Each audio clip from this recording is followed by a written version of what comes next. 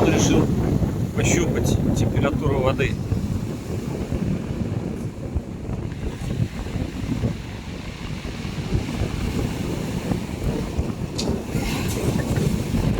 Беги, беги, беги!